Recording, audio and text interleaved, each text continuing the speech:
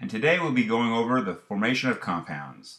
Standard 3A tells us that when two or more different elements are bonded together, a new compound is formed, and that the properties of that new compound will be different from those of the elements from which it was made. Alright, well behind me here you see all the different elements that exist in the universe. And these elements work a lot like the letters in the alphabet. You start putting them together and you can form all these different words which have entirely new meaning. Elements work in a very similar way. By combining different elements, we create compounds.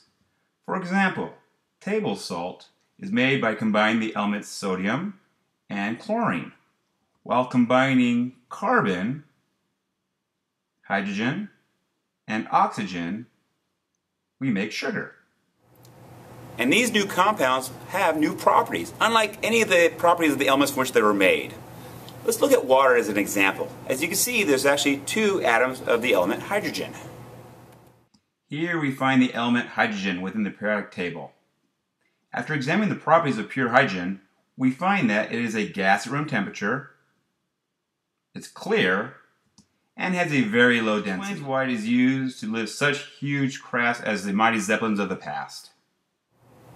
And water also contains one atom of the element oxygen, and oxygen in its pure form has its own unique properties. Here we find oxygen within the periodic table. The properties of the element oxygen include being a gas at room temperature, it's clear, and is the byproduct of photosynthesis.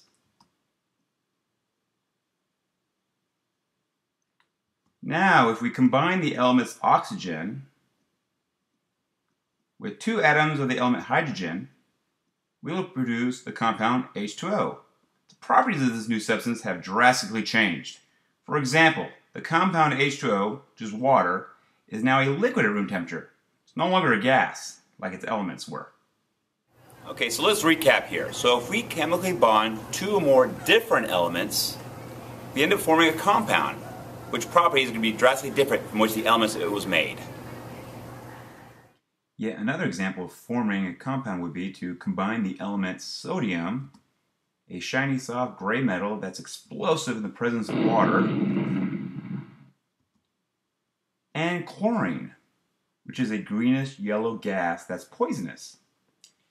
Now if you combine these two elements into a compound, it becomes a white crystal called sodium chloride, which we all know as table salt. As you can see, the properties of this newly formed compound have changed drastically. Okay, let's try this. What if we combine 8 atoms of the element carbon, 10 atoms of the element hydrogen, plus 4 atoms of the element nitrogen, and 2 atoms of the element oxygen.